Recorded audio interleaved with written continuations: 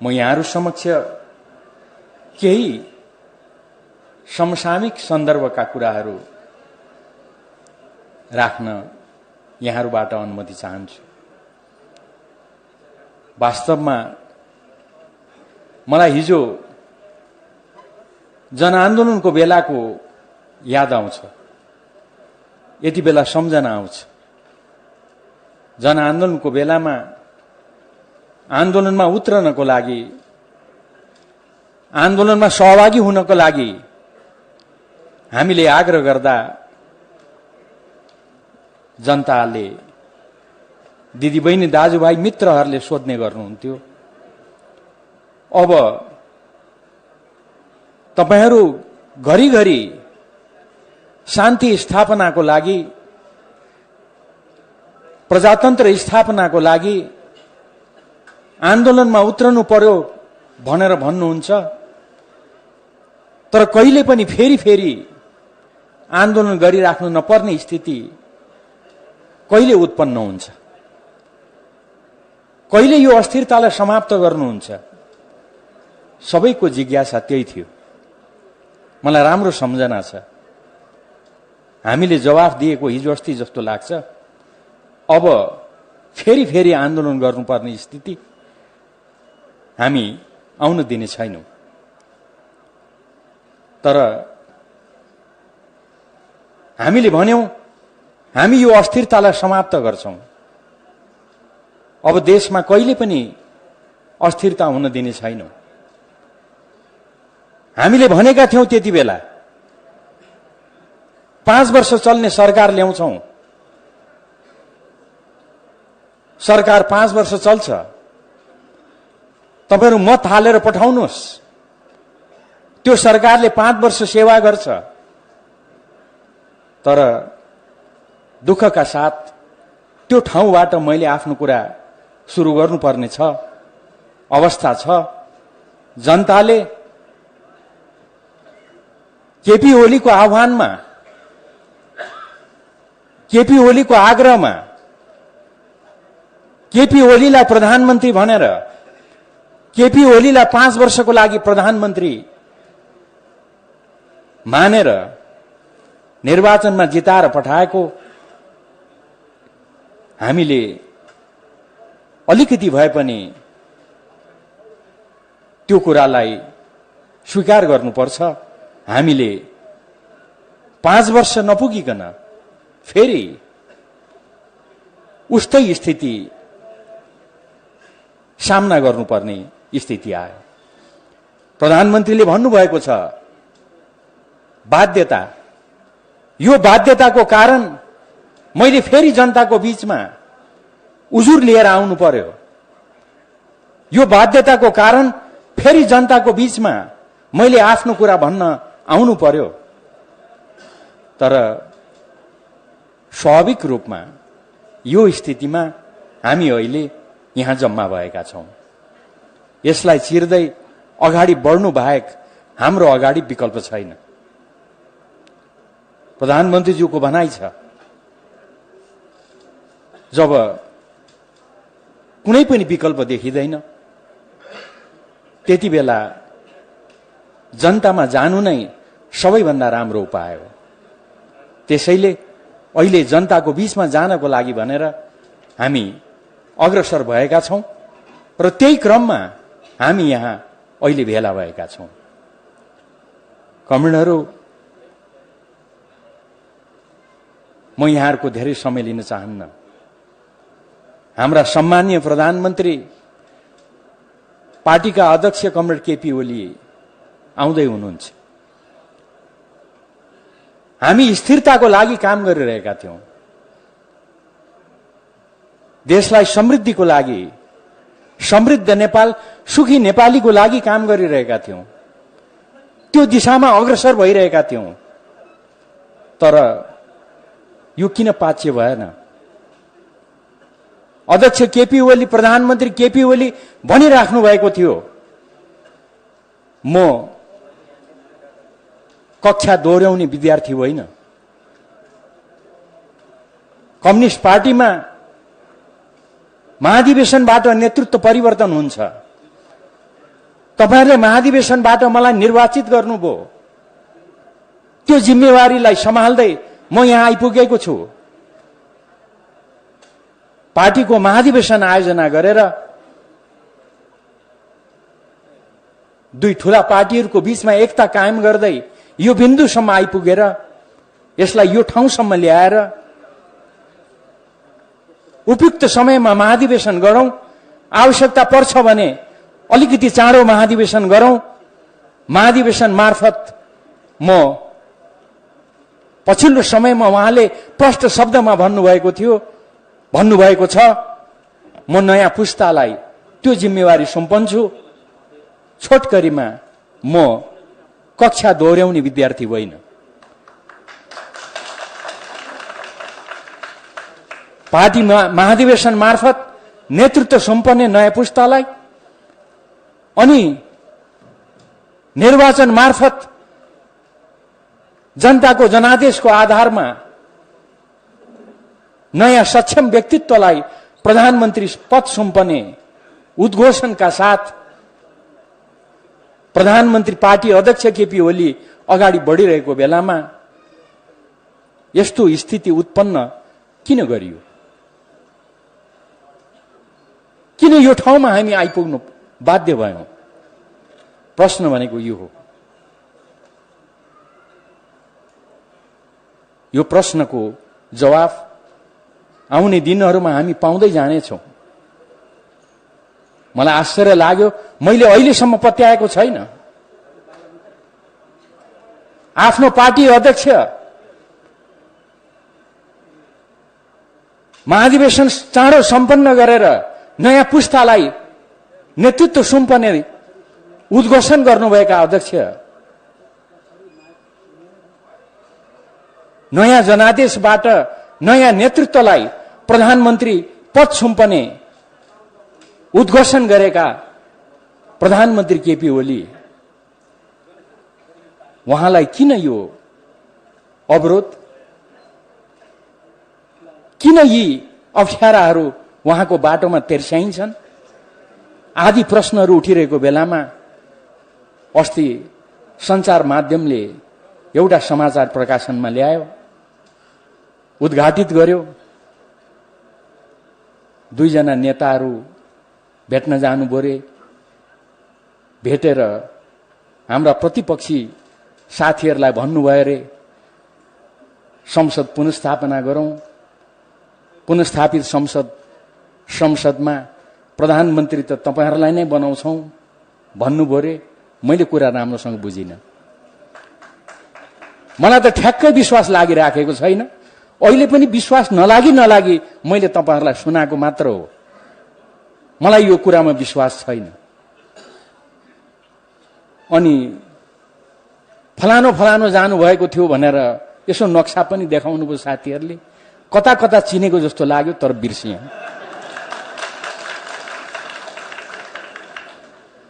यो कुराहरू भन्न पनि त्यति आनन्द लाग्दैन, मन लाग्दैन। तर मैले नपत्याई हो कि होइन, यसतर्फ यहाँहरूले ध्यान दिइदिनुहोस् न भनेर सम्म मैले यहाँहरू समक्ष यो कोट्याउँदै यो कुरा राखेको हुँ। केपी ओलीलाई अस्वीकार गरेर गर्न खोजेको के हो? देशले त्यसको जवाफ खोजिरहेको छ। मेची महाकाली पार्टी कार्यकर्ता पंक्तिले त्यसको जवाफ खोजिरहेको छ। त्यसको जवाफ चाँडै हामी पाउनेछौं भन्ने मलाई विश्वास छ। आज यो भन्दा बढी अहिले म अरु धेरै कुरा राख्न चाहन्न। वास्तवमा अहिले यति बेला नेकपा हाम्रा अध्यक्ष कमरेड केपी ओलीको नेतृत्वमा अगाडि बढिरहेको छ। हामीले भनेका छौं, त्यसबाट देखिन्छ हामी को हौं, हाम्रो चाहना के हो। हाम्रो पार्टीको अध्यक्ष, हाम्रो नेकपा पार्टीको अध्यक्ष कमरेड केपी ओली, त्यसका महासचिव कमरेड विष्णु पौडेल हुनुहुन्छ। मैले यो नाम लिनुको विशेष कारण छ, हाम्रा दोस्रा अध्यक्ष कमरेड पुष्पकमल दाहाल प्रचण्ड हुनुहुन्छ, अहिले पनि हुनुहुन्छ। त्यसका वरिष्ठ नेताहरू कमरेड झलनाथ खनाल, माधव नेपाल, हामीले कसैलाई पनि कारबाही गरेर निकालेका छैनौं, किनभने हामी पार्टी एकताको पक्षमा छौं। हामीले कसैलाई कारबाही गरेर निकालेका छैनौं। तर मैले नाम बिर्से, हाम्रा केही साथीहरू त कारबाही गर्दै केपी कमरेडलाई कारबाही गरेर आफै अध्यक्ष हुनुभयो रे। को अध्यक्ष हुनुभयो नाम बिर्से मैले।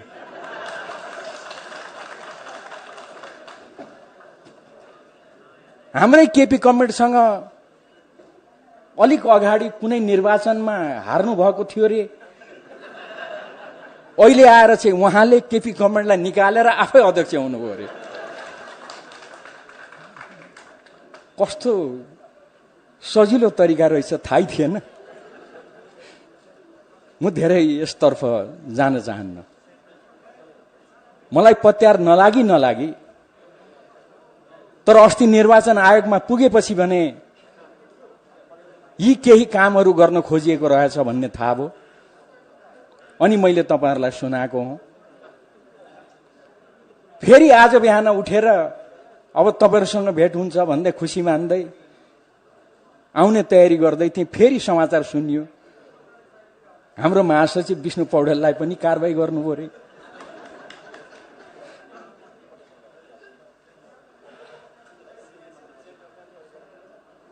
यो सबै त बुझियो। अध्यक्ष कमरेडलाई निकालेर आफै बन्नु भएछ, महासचिवलाई निकालेर अब आफै बन्ने हुनु होला। अब त्यसमा पनि खोइ 5-10 जनै लाग्नु भएको छ रे। महासचिव कसलाई बनाउनुहुन्छ थाहा छैन।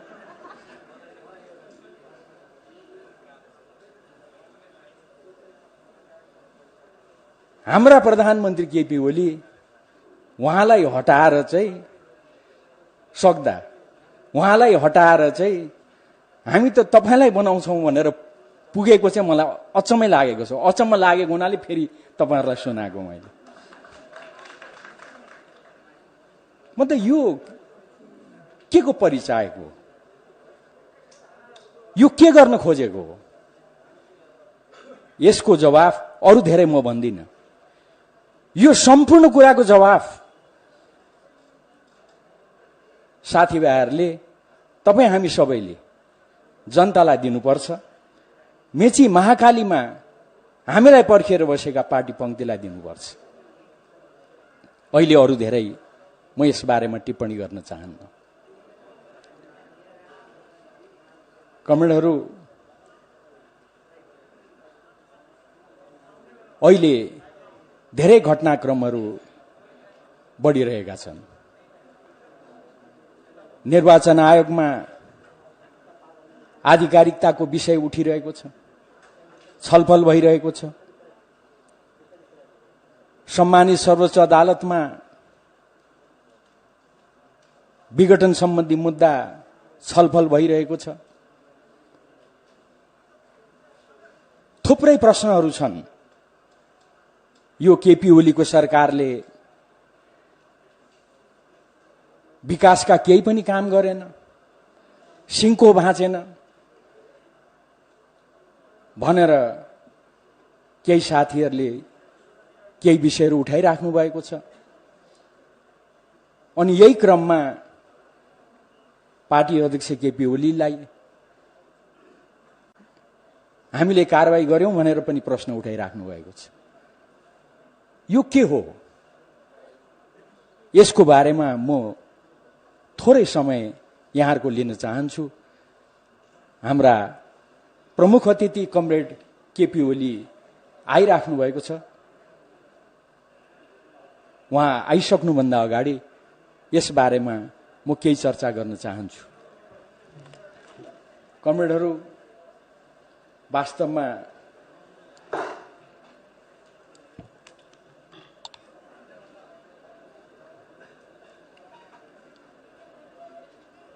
यसै सन्दर्भमा उठेका केही कुराहरू, उदाहरणको लागि प्रत्येक विषयमा विवाद उठाउने, जनतालाई निराश बनाउने, पार्टी पंक्तिलाई निराश बनाउने खालका कामहरू अहिले भइरहेका छन्, भएका छन्। उदाहरणको लागि प्रधानमन्त्री केपी ओलीले संसद विघटनको सिफारिस गर्नुभयो, राष्ट्रपतिले विघटनको घोषणा गर्नुभयो, अनि प्रश्न उठ्यो प्रधानमन्त्री केपी ओलीले राजीनामा गर्नुभएको छैन, किन राजीनामा गर्नु भएन?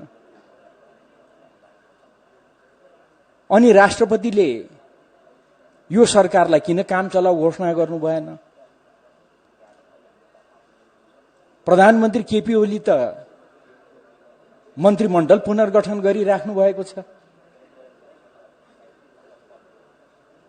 अहिले संसद विघटन गरेको यो अवस्थामा प्रधानमन्त्री केपी ओलीले कसरी मन्त्री परिषद पुनर्गठन गर्नुभयो? पुनर्गठित हाम्रा साथीहरू, केही साथीहरू त यहाँ पनि उपस्थित हुनुहुन्छ।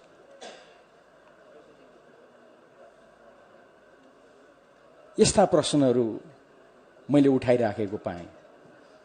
म तपाईहरुलाई प्रष्ट शब्दमा भन्न चाहन्छु, हाम्रो अहिलेको संविधानमा यस सम्बन्धमा प्रष्ट एउटा व्यवस्था राखिएको छ। यस बारेमा पनि मुद्दा परेको छ। सर्वोच्च अदालतको यो विचाराधीन छ। त्यसैले यसको धेरै कुराहरू म गर्न चाहन्न, तर एउटा पक्ष तपाईहरुको अगाडि म राख्न चाहन्छु। यो एकदमै स्वाभाविक कुरा हो। हाम्रो संविधानको धारा 77 ले प्रधानमन्त्री रिक्त कति बेला हुन्छन् भनेर लेखेको छ। प्रधानमन्त्री प्रतिनिधि सभाको सदस्य नरहेमा, उहाँले लिखित राजीनामा दिएमा, विश्वासको मत प्राप्त गर्न नसकेमा आदि प्रष्ट शब्दमा लेखेको छ। र 77 को 3 मा लगेर संविधानले के भनेको छ त भन्दा, यसरी पद रिक्त हुन पुगेकोमा अथवा यस्तो अवस्थामा त्यस्तो प्रधानमन्त्री अर्को मन्त्री परिषद गठन नभएसम्म सोही मन्त्री परिषदले आफ्नो कार्य सञ्चालन गर्छ। अर्थात् घोषणा भएको निर्वाचन सम्पन्न भएपछि जुन अर्को प्रधानमन्त्री आउँछन् त्यतिन्जेलसम्म यही मन्त्री परिषदले काम गर्छ भनेर, कार्य सञ्चालन गर्छ भनेर हाम्रो संविधानमै प्रष्ट शब्दमा लेखिएको छ। अब यस्तो अवस्थामा यो प्रश्न किन उठाइएको छ मैले बुझेको छैन। म अलिक लाटो नै छु, धेरै बुझ्दिन। अनि त्यति मात्रै होइन, राष्ट्रपतिलाई तानेर राष्ट्रपतिले किन यो नगरेको, यो ढंगले चर्चा गर्ने प्रयासहरू पनि भएका छन्। त्यसैले यति मात्रै भनेर संविधान बमोजिम यो सरकार अहिले कार्यरत छ, कार्य सञ्चालन गरिरहेको छ। यो सरकारले सबै कुरा गर्न सक्छ। एउटा सरकारले गर्न पाउने सबै काम यो सरकारले गर्न पाउँछ। जुन दिन निर्वाचन आयोगले आचार संहिता घोषणा गर्छ, त्यति बेला आचार संहिताले कतिपय कामहरू रोक लगाउँछ। आचार संहिता घोषणा नगरिन्जेल भने यो सरकारले फुल फ्लेज रूपमा यसले काम गर्न पाउँछ।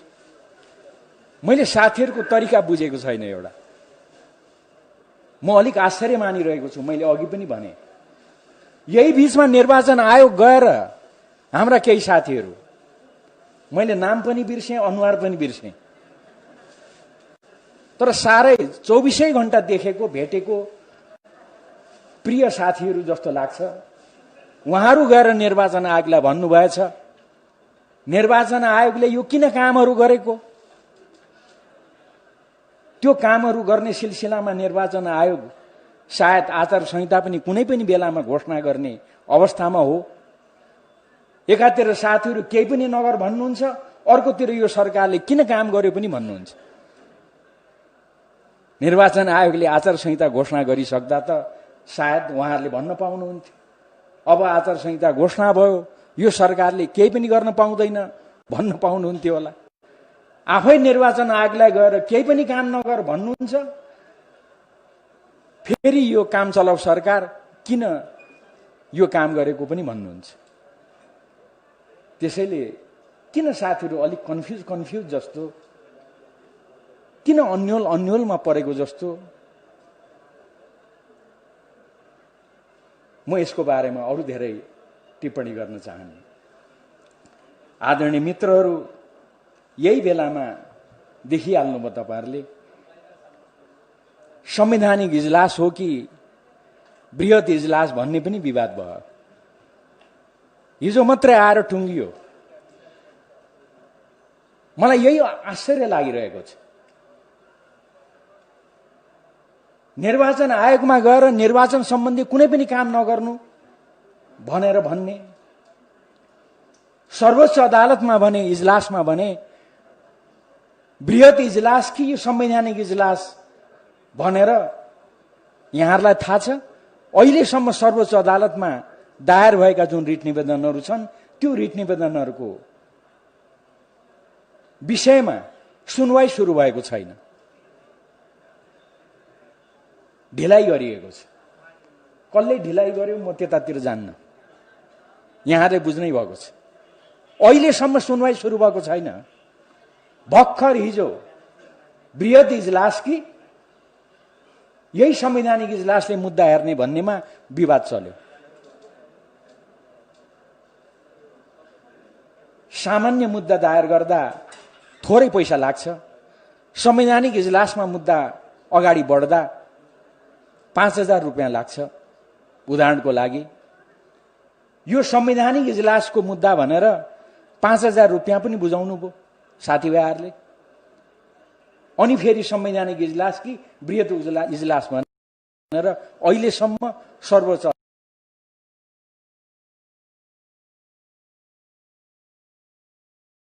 अदालतलाई अड्काउने काम भइरहेको छ।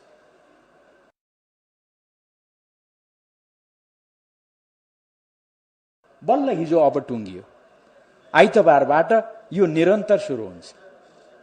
एउटा चाखलाग्दो एउटा सामान्य सानो कुरा यहाँहरूलाई म बताउँ है, अनि अगाडि बढ्छु म। वास्तवमा कुरा के थियो त भन्दा, योभन्दा अगाडि प्रधान न्यायाधीश सुशीला कार्कीज्यू हुनुभएको बेलामा एउटा सर्वोच्च अदालतले निर्णय गर्यो बृहत बेन्चबाटै। त्यसले के भन्यो त भन्दा, संवैधानिक इजलास तोक्नको लागि जसमा विवाद छ नि, यहाँले देखिराख्नु भएको छ, त्यो संवैधानिक इजलास कतिजनाबाट तोकिन्छ। अहिले उहाँहरूले नियम बनाएर सर्वोच्च अदालतले 14 जना प्यानल बनाएको छ न्यायाधीशहरूको। त्यो 14 जना न्यायाधीश मध्येमा सर्वोच्च अदालतका प्रधान न्यायाधीशले 5 जनाको बेन्च बनाउने भनेर अधिकार कसलाई दिएको छ? सर्वोच्च अदालतको प्रधान न्यायाधीशलाई। यो कहिले यो आदेश भयो, कहिले यो तय भयो, टुङ्गो लाग्यो त भन्दा सुशीला कार्कीज्यू प्रधान न्यायाधीश हुँदा त्यति बेला आदेश भएको छ। अब अहिले आएर भने त्यही अनुसार अहिलेका प्रधान न्यायाधीशले संवैधानिक इजलास बनाउने भनेर अगाडि बढ्दा होइन, बृहत इजलास चाहिन्छ भनेर विवाद उठाइयो। तर जे होस्, अहिलेसम्मको छलफल बृहत इजलास कि संवैधानिक इजलास भनेर हो। हिजो बल्ल टुङ्गियो। अब आइतबारबाट यो अहिलेको जुन संवैधानिक इजलास छ नै यो मुद्दालाई निरन्तर सुनवाई गर्छ र एउटा टुङ्गोमा पुग्छ। स्थिति भनेको यो छ। अनि अहिले यही बीचमा धेरै बृहत रूपमा एउटा प्रश्न उठाउने गरेको पाइन्छ, होइन निर्वाचन हुन्छ कि हुँदैन, निर्वाचन कुन मितिमा हुन्छ। प्रधानमन्त्रीज्यू सधैँ भन्नुहुन्छ, हामीसँग सधैँ भन्नुहुन्छ, निर्वाचन वैशाख 17 गते र वैशाख 27 गते सरकारले जुन सिफारिस गरेको छ, जुन घोषणा भएको छ, त्यो मितिमा हुन्छ। प्रधानमन्त्रीले जसले संसद विघटनको सिफारिस गर्नुभएको हो, उहाँ संसद विघटनको बारेमा बोल्न सक्नुहुन्छ। मैले सर्वोच्च अदालतमा विचाराधीन मुद्दाको सन्दर्भको कुरा गरेको हुँ, किनभने म भनिराखेको छु, अहिले पनि भन्छु, यो कुरा सर्वोच्च अदालतमा विचाराधीन भएको हुनाले मेरो यसमा धेरै भन्नु छैन है भन्ने गरेको छु नि। तर प्रधानमन्त्रीलाई यो कुरा लाग्दैन, किनभने प्रधानमन्त्री स्वयंले संसद विघटनको सिफारिस गर्नुभएको हो। उहाँले भन्न पाउनुहुन्छ, भन्न सक्नुहुन्छ, मैले यो कारणले संसद विघटन गरेको हो। अब के ठिक हो सर्वोच्च अदालतले निर्णय गर्छ। तर मैले यहाँ जोड दिन खोजेको वैशाख 17 गते र वैशाख 27 गते निर्वाचन हुन्छ कि हुँदैन भन्ने कुरामा, वैशाख 17 र 27 गते निर्वाचन हुँदैन, यो सरकारले गर्दैन भन्ने भ्रम फैलाएर सर्वोच्च अदालतलाई अनावश्यक दबाब दिने प्रयास भएको छ भन्ने विज्ञहरूको टिप्पणी छ। मेरो आरोप होइन, यो मेरो भनाइ होइन, तर विज्ञहरूको टिप्पणी छ। निर्वाचन नै हुँदैन, तोकिएको मितिमा निर्वाचन गर्दैन जस्ता भ्रमहरू फैलाएर सर्वोच्च अदालतलाई अनावश्यक दबाब दिने, नहुने निर्वाचनको सम्बन्धमा श्रीमान किन अगाडि बढ्ने जस्ता कुराहरू गर्न खोजिएको छ भन्ने कुरा उठेको छ। म अरू यसबारेमा थप्न चाहन्न। छोटकरीमा तोकिएको समयमा निर्वाचन गर्नुपर्छ, तोकिएको समयमा निर्वाचन हुन्छ भन्ने कुरा म यहाँहरू समक्ष राख्न चाहन्छु। वास्तवमा देश त निर्वाचनमा गइसकेको छ, मैले अन्यथा भन्न खोजेको होइन। स्वयं हेर्नुहोस्, प्रतिपक्ष निर्वाचनमा गइसकेको छ। हाम्रा प्रमुख प्रतिपक्षको कार्यक्रमहरू हेर्नुहोस् त यहाँहरूले, उहाँहरूका विरोधका कार्यक्रमहरू, आन्दोलनका कार्यक्रमहरू। प्रतिपक्षले सरकारको कदमको बारेमा चर्चा गर्नु, टिप्पणी गर्नु, त्यसलाई अन्यथा मान्नु हुँदैन, त्यो उहाँहरूको कुरा हो। उहाँहरूले यो असंवैधानिक भन्नुभएको छ, त्यसको लागि विरोधको कार्यक्रम राख्नु भएको छ। त्यो अचम्मको कुरा होइन। उहाँहरूले त्यो कार्यक्रम राख्दा पहिलो कार्यक्रम राख्नुभयो 165 निर्वाचन क्षेत्रमा आमसभा, त्यसपछि अर्को कार्यक्रम राख्नुभयो गाउँ नगरमा आमसभाहरू, कार्यक्रमहरू, अब वडा वडासम्म पुग्ने रे। हेर्नुहोस् है, हाम्रा प्रतिपक्षी प्रतिस्पर्धीले त निर्वाचन सम्बन्धी काम त झन्नै झन्नै भ्याउन थाल्नुभयो। तपाईँ हामी चाहिँ अझै पनि धेरै काम गर्न बाँकी छ। त्यसैले मैले आग्रह गर्न खोजेको के हो त भन्दा, सिङ्गो देश निर्वाचनमय हुनेतर्फ अगाडि बढिरहेको छ। हामीले यो कुरालाई केन्द्र बनाएर अगाडि बढ्नुपर्छ। यो नै हाम्रो जिम्मेवारी हो भन्ने मेरो आग्रह छ। अस्ति भर्खर प्रधानमन्त्रीज्यूले यस दिशामा सिङ्गो देशलाई आग्रह गरिसक्नु भएको छ। यसमा म अरू लामो चर्चा गर्न चाहन्न। आयोगमा आधिकारिकताको विवाद छ। आयोगमा यो आधिकारिकताको विवाद भएको हुनाले धेरै लामो म यसमा टिप्पणी गर्न चाहन्न। यो पनि आयोगको विचाराधीन छ। तर यति कुरा तपाईहरुलाई म भन्न चाहन्छु, हामीले साह्रै मेहनत गरेर, साह्रै गम्भीर छलफल गरेर, तयारी गरेर हाम्रा विधानहरू, हाम्रा अभ्यासहरू, त्यसको यथार्थ धरातलमा उभिएर हामीले निर्वाचन आयोगलाई आफ्नो लिखित जवाफ बुझाएका छौं। हामी ठूलो संख्यामा निर्वाचन आयोगमा उपस्थित भएर हामीले हाम्रो लिखित दस्तावेज प्रमुख निर्वाचन आयुक्त लगायत आयुक्तहरूलाई दिएका छौं। हामीले भनेका छौं। म एक दुईवटा कुरा मात्रै राख्न चाहन्छु। हाम्रो पार्टीको निर्णय गर्ने प्रक्रिया, यसलाई तपाईहरुले कसरी हेर्नुपर्छ, हामीले यो कुरा विस्तृत रूपमा राखेका छौं। वास्तवमा जति बेला एकता भयो, एकता हुँदा दुई पार्टी नेकपा एमाले र नेकपा माओवादी केन्द्रको बीचमा यो एकता हुन्छ भनेर पनि कसैले पत्याएका थिएन। हामीले निर्वाचनको गठबन्धन गर्दा धेरैले पत्याएका थिएनन्, तर हामी गठबन्धन गरेर अगाडि बढ्यौं। पछि दुई पार्टीको बीचमा एकता कायम गर्यौं।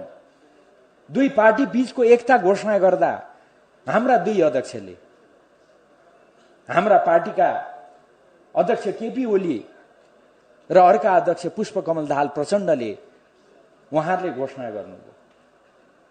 तपाईँ हामीलाई सम्झना छ, त्यो घोषणा गर्दा हामीले 60-40 को रेसियोमा हामीले घोषणा गर्यौं। दुई अध्यक्षले सचिवालय घोषणा गर्नुभयो, स्थायी कमिटी घोषणा गर्नुभयो, केन्द्रीय कमिटी घोषणा गर्नुभयो। हामीले त्यसलाई मान्यौं, अनुमोदन गर्यौं। त्यो 60-40 भनेको के को आधारमा गरिएको थियो? त्यो सबै सन्दर्भलाई ध्यानमा राखेर तपाईहरु एउटा निष्कर्षमा पुग्नुपर्छ। हामीले निर्वाचन आयोगलाई भनेका छौं, हामीले त्यति मात्र होइन, यो सम्पूर्ण यो सिंगो पार्टीको विधि प्रक्रिया भनेको सहमति र समझदारी हो। सहमति र समझदारीमा आधारित भएर हामी अगाडि बढ्छौं। हामीले हाम्रो विधानमा त्यो लेखेका छौं, हाम्रो त्यो अभ्यास त्यो छ। त्यो कारणले गर्दा हाम्रो पार्टीको एकतालाई यति लामो समय लाग्यो, हामीले त्यो भनेका छौं। तर अहिले त्यसतर्फ म लामो चर्चा गर्न चाहन्न। बहुमत र अल्पमतका कुराहरू ल्याउँदै विग्रह उत्पन्न गर्ने काम भयो। अहिले त उहाँहरू हुँदा कारबाहीतिर अगाडि बढ्नुभयो र अहिले हामी यो ठाउँमा उभिएका छौं। हामीले प्रष्टसँग यो सम्पूर्ण दस्तावेज,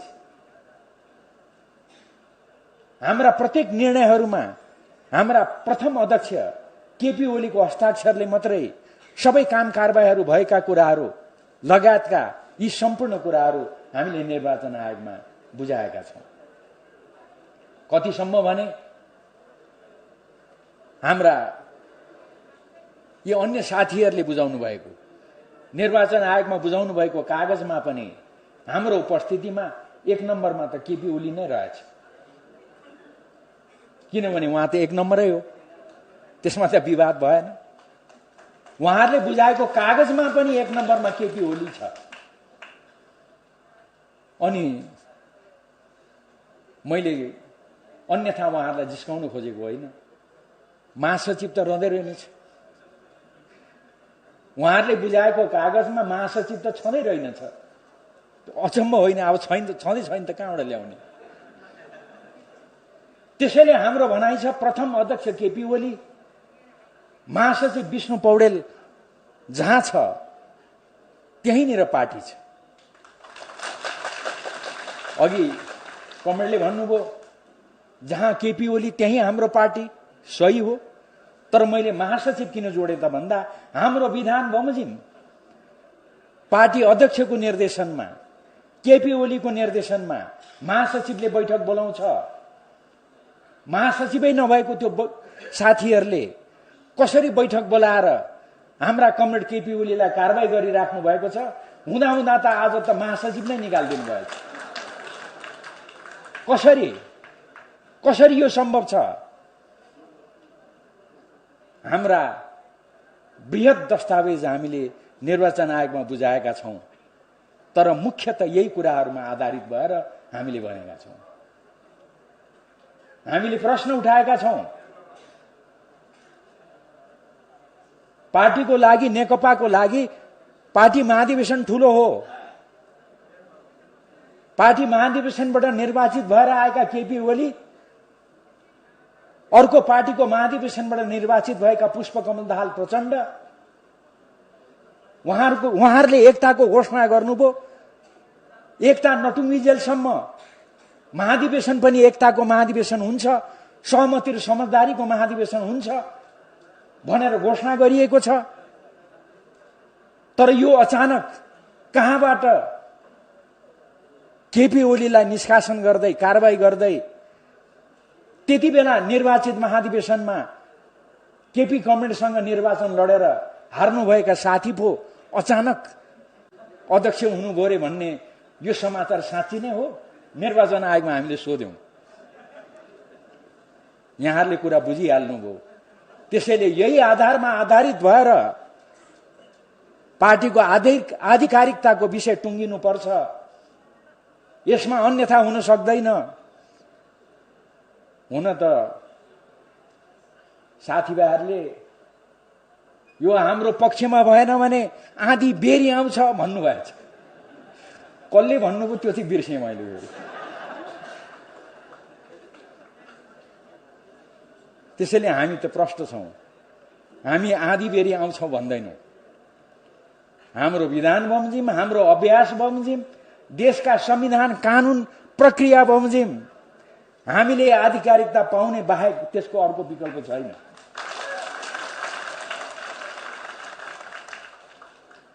यही विश्वासका साथ कमेडहरू अगाडि बढ्नुहोस्, म यहाँहरूलाई आग्रह गर्न चाहन्छु।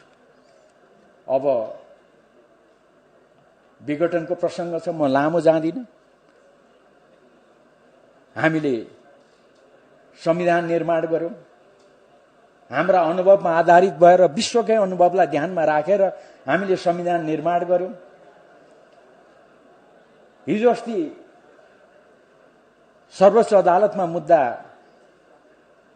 परिसके पछाडि साथीहरूले, मलाई पनि खुब मन पराउने साथीहरूले माया गरेर मैले बोलेको पनि भाइरल बनाइदिनु भएछ।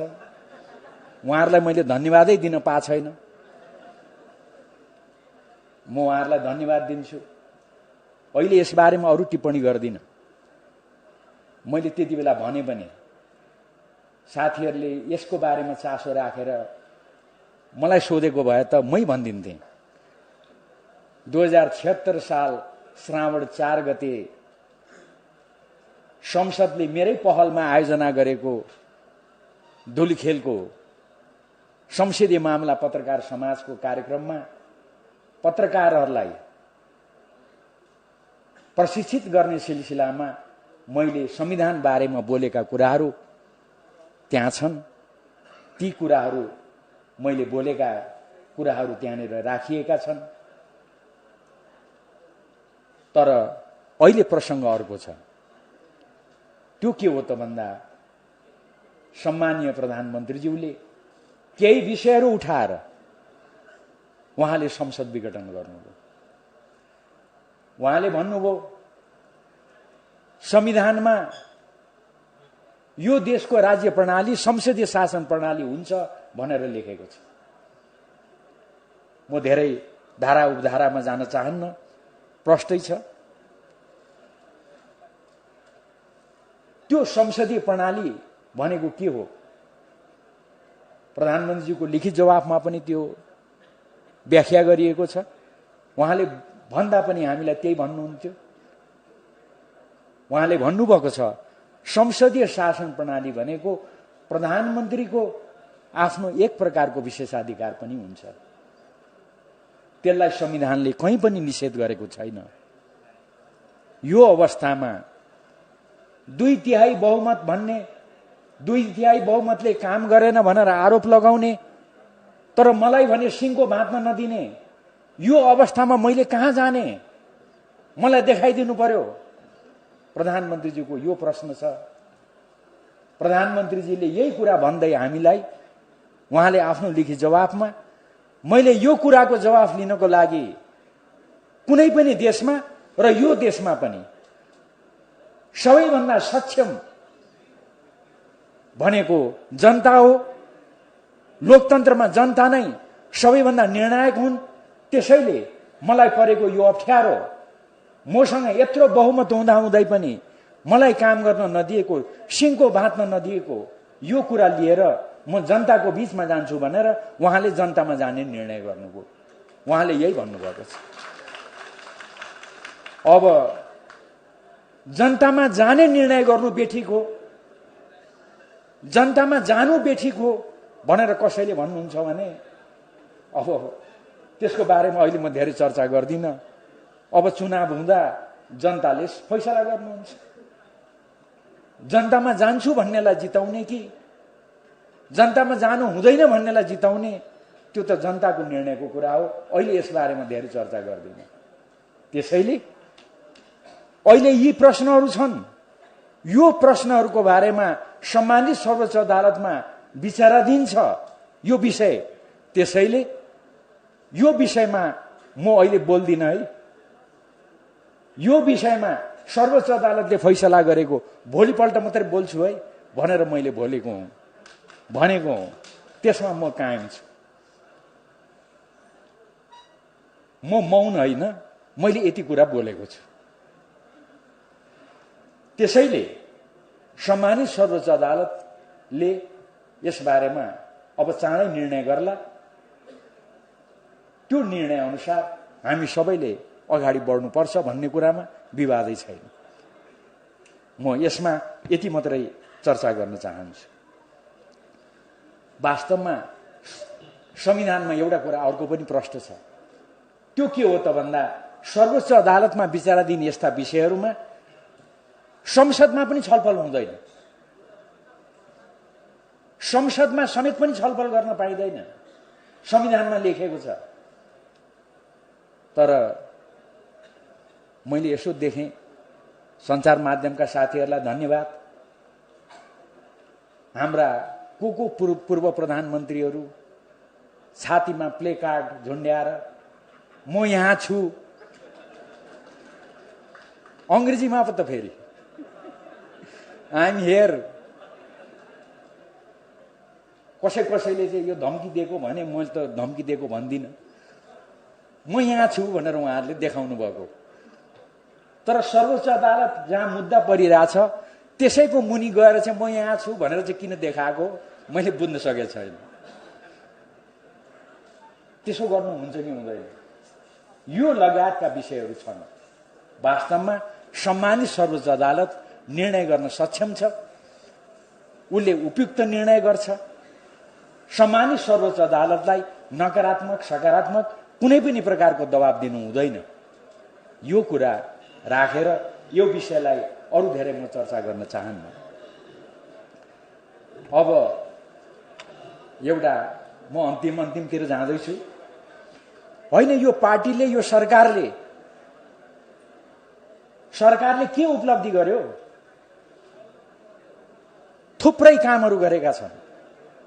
म त्यसतर्फ सबै अहिले चर्चा गर्न चाहन्न। कतिपय कुराहरू छन्। उदाहरणको लागि भर्खरै हिजो अस्ति भएका कुराहरू, एसिड आक्रमणको कुरालाई दण्डित गर्ने सम्बन्धी कानून, रेपमा मिलापत्रहरू भइरहेका छन्, त्यसले रेपलाई बढावा दिइरहेको छ, महिला हिंसा बढेको छ, त्यसबारेमा मिलापत्र गर्न पाइँदैन भन्ने कानून। त्यसै गरेर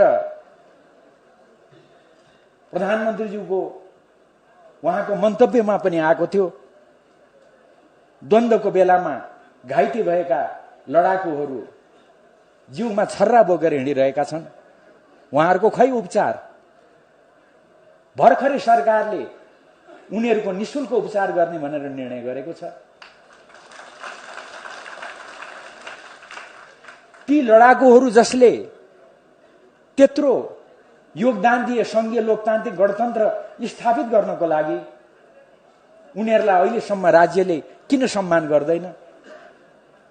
त्यसैले केपी ओली प्रधानमन्त्रीले हामीसँग सल्लाह गर्नुभयो, छलफल गर्नुभयो, हामीलाई भन्नुभयो, उहाँले घोषणा गर्नुभयो। अब चाँडै त्यो आउँछ निर्णयमा। संघीय लोकतान्त्रिक गणतन्त्रको स्थापनाको लागि योगदान गर्ने ती लडाकुहरूलाई राज्यको तर्फबाट सम्मान दिने घोषणा सरकारले गर्दैछ। अब भर्खरै भएका कामहरू, पहिलाका थुप्रै कामहरू त्यतातिर म सबै जान चाहन्न। देशलाई फुसको छाना मुक्त गरेको सानो सानो हो पनि ठुलो काम हो। देशलाई फुसको छाना मुक्त बनाउने, त्यसै गरेर घर घरमा बिजुली पुर्याउने कुरा मेलम्ची अब केही महिनाभित्रमा आइपुग्छ। त्यसपछि सफा पानी घर घरमा पुर्याउने कुरा लगायतका थुप्रै कुराहरू, देश सुरुङ युगमा प्रवेश गरेका कुराहरू, अनि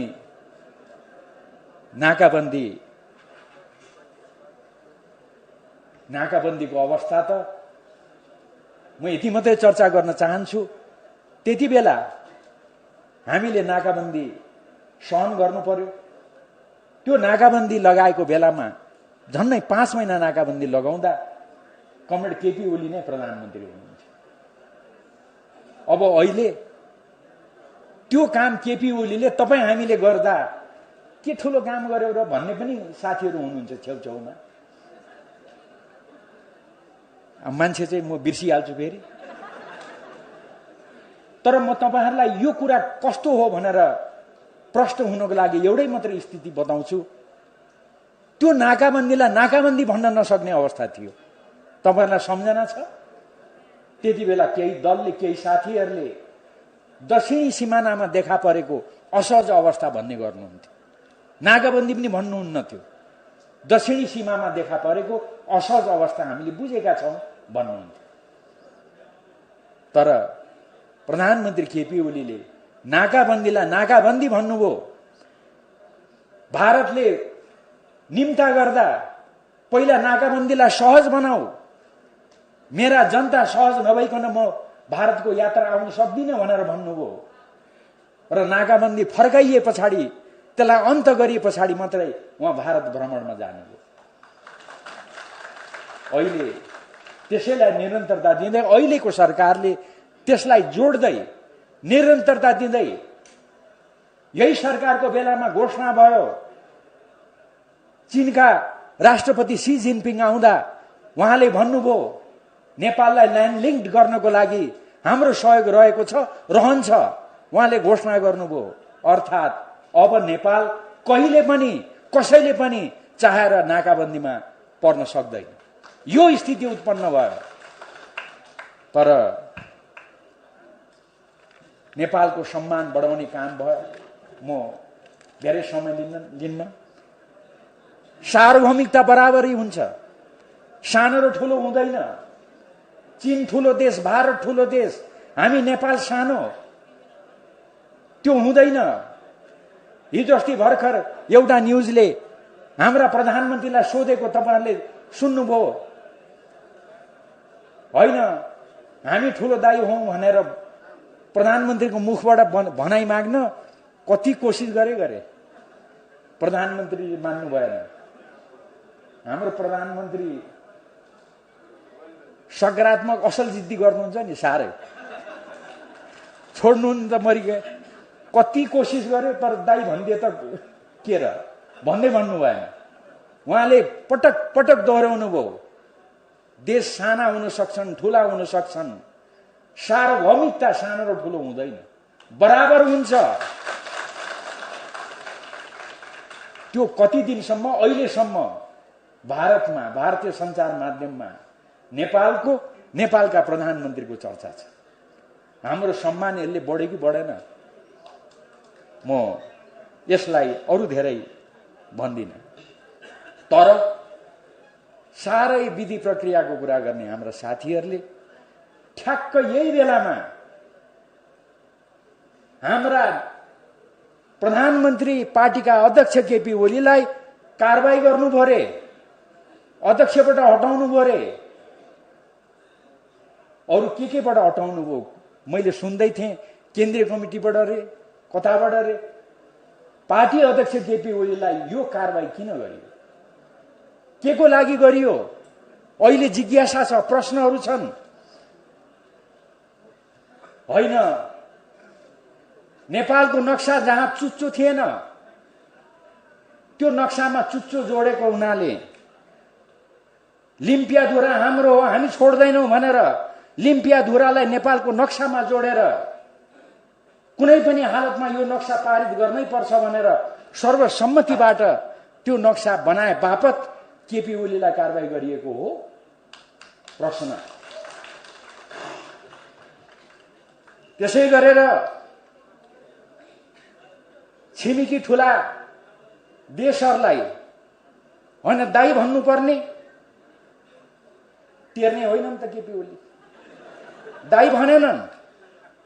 त्यही दाई नभने बापत केपी ओलीलाई कारबाही गरिएको हो। जवाफ त आउनु पर्यो नि, यही बेलामा किन कारबाही गरिएको छ? त्यसै गरेर केपी ओलीले भने साना ठुला हुन सक्छौं हामी, तर हामी बराबर हौं, बराबर सार्वभौमता छ। त्यसो भने बापत हामी बराबरी छौं भने बापत उहाँलाई कारबाही गरिएको हो। प्रश्न। अनि ठुला दाइले लगाएको नाकाबन्दी त हो, यो नाकाबन्दी त नाकाबन्दी पनि होइन, यसले त साह्रै आनन्द पायो त भनेर धन्यवाद भनेर केपी ओलीले नभनिकन यो हामी विरुद्धको ज्यादती हो, तिमीले यसलाई सहज नबनाइकन तिम्रो देशको भ्रमण आउँदिन भनेर केपी ओलीले भने बापत उहाँलाई कारबाही गरिएको हो। प्रश्नहरू त प्रश्नका प्रश्न छन् नि त, यसको उत्तर त आउनु पर्यो नि। अनि कहिले पनि नाकाबन्दी नलाग्ने व्यवस्था गरे बापत केपी ओली माथि कारबाही गरिएको हो। संक्षेपमा नेपालको आत्मसम्मान बढाए बापत केपी ओलीलाई कारबाही गरिएको हो त? यसको उत्तर साथीभाइहरूले दिनुपर्छ। अनि नेपाली जनतालाई सपना देखाएर उहाँमाथि खुब आलोचना थियो, तर उहाँका सपनाहरू जब विपनामा परिणत हुन थाले अनि त्यसपछि अलिक त्यो आलोचना अलिक मत्थर भयो। नेपाली जनतालाई यसरी सपना देखाएर विश्वास जागृत गराए बापत केपी ओलीलाई अहिले कारबाही गरिएको हो। नेकपाले किन कारबाही गर्यो? केही साथीहरूले त्यसको उत्तर दिनुपर्ने स्थिति हुन्छ। अनि मैले अघि नै भने लडाकुहरूको निशुल्क उपचार, लडाकुहरूले संघीय लोकतान्त्रिक गणतन्त्रप्रति गरेको जुन उनीहरूको भूमिका छ त्यसलाई सम्मान गर्छु भने बापत उहाँलाई कारबाही गरिएको हो। के हो यो सम्पूर्ण विषयहरू अहिले उठेका छन्, यसको जवाफ आउनुपर्छ। म अब अन्तिममा एसिड, रेप इत्यादि मैले भने त्यस बापत कारबाही हो। तर एउटा कुरा चाहिँ म एक दुई दिन अगाडिदेखि प्रष्ट भएको छु है, तपाईहरुलाई यति कुरा चाहिँ मैले शेयर गर्नुपर्छ। सम्मान्य प्रधानमन्त्रीज्यू, मैले पनि सिद्ध्याउन आँटे, ठ्याक्कै सम्मान्य प्रधानमन्त्रीज्यू स्वागत गरौँ। सम्मान्य प्रधानमन्त्री,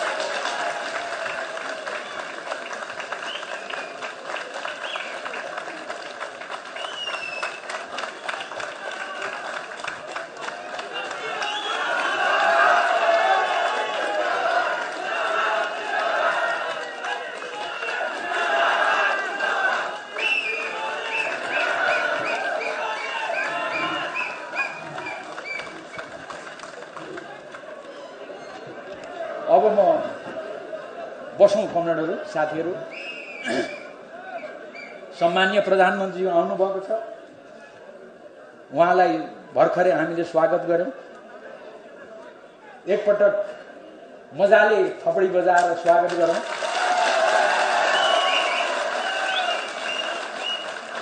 र ठ्याक्कै म आफ्नो मन्तव्यलाई टुङ्ग्याउने बिन्दुमा पुगिरहेको छु। मलाई एउटा ठूलो जिज्ञासा छ मनमा, थियो। त्यो के त भन्दा यी सम्पूर्ण अप्ठ्याराका बावजुद जनताको सम्मान बढाउने, देशको सम्मान बढ्ने, देशलाई समृद्ध सुखी नेपालीतर्फ अगाडि बढाउने यति थुप्रै कामहरू हुँदाहुँदै पनि किन यो कुरा देखिएका छैनन्? किन साथीहरूले यो कुरा देखिराख्नु भएको छैन भन्ने लागिरहेको थियो। हिजो अस्ति एउटा घटनाबाट म चाहिँ दङ्ग परेको छु। हेर्नुहोस्, त्यो अन्तिममा सुनाउँछु तपाईहरुलाई। म सिंहदरबारबाट हाम्रो धरहरा कस्तो भएछ, कति बनिएछ भन्दै हेर्न, रानी पोखरी कस्तो भएछ भनेर जहिले पनि बेला बेलामा त्यहाँबाट यसो धरहरा हेर्दै रानी पोखरी हेर्दै मक्ख पर्दै म घर फर्कन्छु। हाम्रा प्रधानमन्त्रीजीले त्यो भुइँचालो पश्चात बनाएको अब बनिसक्न लाग्यो, रानी पोखरी त सिद्धियो भन्दै पनि हेर्थे म त्यो। तर हिजो अस्ति थाहा पाएको त कहाँ त्यो केपी ओलीले बनाएका रहेछन्। त्यो धरहरा केपी ओलीले बनाएको, कहाँ केपी ओलीले बनाएको? रानी पोखरी केपी ओलीले बनाएको, कहाँ केपी ओलीले बनाएको? त्यो त इन्जिनियरले पो बनाएको त भनेर एकजना साथीले भनेपछि अनि मेरो जिज्ञासा चाहिँ मेटियो के। किन यति थुप्रै कामहरू केपी ओलीले गरेको, यो सरकारले गरेको पनि देखिएन? किन देखिराख्नु भएको छैन भनेको त अब जम्मै इन्जिनियरले बनाएको भन्ने लागेको रहेछ उहाँहरूले। अब यो कोभिड धेरै नियन्त्रण भएको छ हेर्नुहोस्। अब त्यो केही समय पछाडि आउँछ त्यसको खोप पनि निशुल्क वितरण गर्ने भनेर केपी ओली सरकारले घोषणा गरिसकेको छ। हेर्नुहोस्, हाम्रा चिकित्सकहरू अग्रपङ्क्तिमा, उमेर पुगेकाहरू अग्रपङ्क्तिमा, निशुल्क सबैलाई बाँड्ने, खोप लगाउने भनेर भनिसकेको छ। तर हाम्रो ती साथीहरू त कहाँ यो केपी ओली सरकारले गरेको हो र, यो त डाक्टरले गरेको भनिदिने हो। त्यसकारणले मलाई त आनन्द लागेको छ। अब त्यो कुरा त यो रहेछ भन्ने बुझियो। खालि एउटै मात्रै अप्ठ्यारो हो त्यसो भन्ने साथीहरूलाई। अब चुनाव त आइगयो, चुनावमा चाहिँ प्रतिपक्षीले समाते भने पो अप्ठ्यारो पर्ने गयो। मैले बनाएको यो बाटो भनेका छन्, मैले बनाएको यो धारा भनेका छन्, मैले ल्याएको यो बिजुली भनेका छन्। अब प्रतिपक्षीले कहाँ तपाईले बनाएको, यो त इन्जिनियरले बनाएको भनिदियो भने अप्ठ्यारो पर्ने हो। अब मैले मेरो कुरा सिद्ध्याएँ र अन्तिममा वास्तवमा साथीहरू अलिकति आत्तिनु भएको जस्तो पनि देखिन्छ। उहाँहरूले प्रयोग गरिराखेका शब्दहरू, उहाँहरूले बोलिराख्नुभएका कुराहरू, राजनीतिमा छौँ अब सँगै मिलौँ भनेर एकताकै घोषणा गरेको हो। हामी त अहिले पनि एकताबद्ध नै छौँ भन्ने छ। मैले अघि नै भने हामीले कसैलाई कारबाही गरेका छैनौँ। तर त्यसो हुँदाहुँदै पनि यदि प्रतिस्पर्धामा उत्रनै पर्ने स्थिति उत्पन्न भयो भन्ने साथीहरूलाई लागेको हो भने पनि हामी अझै लामो समय विभिन्न नाताले सँगै हिँड्नुपर्ने अवस्था हुन्छ। आफ्ना शब्दहरू, आफूले प्रयोग गर्ने भाषाहरू, व्यवहारहरू भने तद अनुकूल बनाउनको लागि म सबैलाई आग्रह गर्न चाहन्छु। केही दिन अगाडि एकजना साथीले भनिदिनु भयो केपी ओली भनेको त हिटलर हो। मैले एउटा नमुना भनेको, त्यस्तै अरू पनि थुप्रै छन्। हाम्रा कमरेड यस्ता जति कुरा सुनाए पनि उहाँ रिसाउनुहुन्न, त्यसैले मैले यो सुनाएको। नभए त उस्तै नेतालाई त सुनाउनु पनि डर मर्दो, सुनायो रिसाएर फेरि केही गर्दैला भन्ने। तर हाम्रा कमरेड पटक्कै रिसाउनुहुन्न, त्यसकारणले मैले सुनाउने आँट गरेँ। मैले यो कुरा किन तपाईँलाई सुनाइरहेको त भन्दा कतिसम्म यो भाषाको प्रयोग, जर्मनबाट आएका मेरा केही आफन्तहरूले पनि यो कुरा सुने अनि मलाई भने जर्मनीमा भएको भए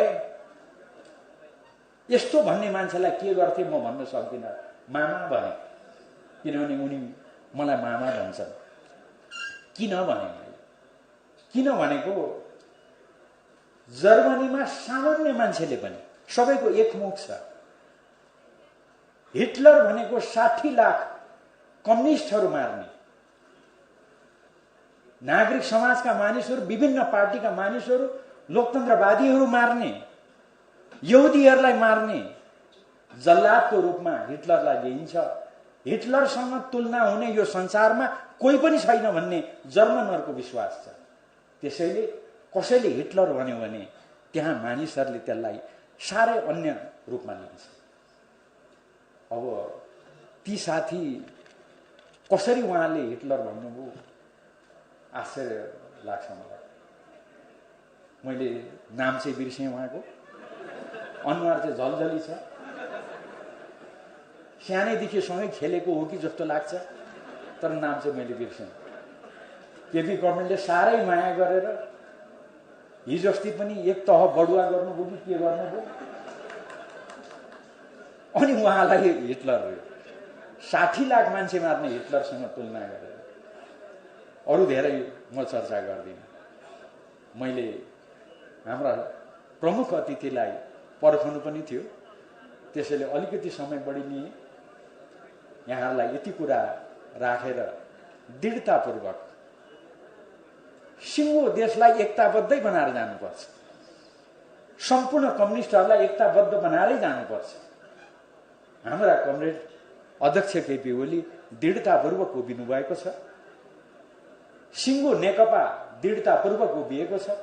त्यसको वरिपरि गोलबन्द भएर अगाडि बढ्नुपर्छ। यही आग्रह र आह्वान गर्दै म तपाईँहरूसँग बिदा चाहन्छु। हवस् त, धन्यवाद, नमस्कार।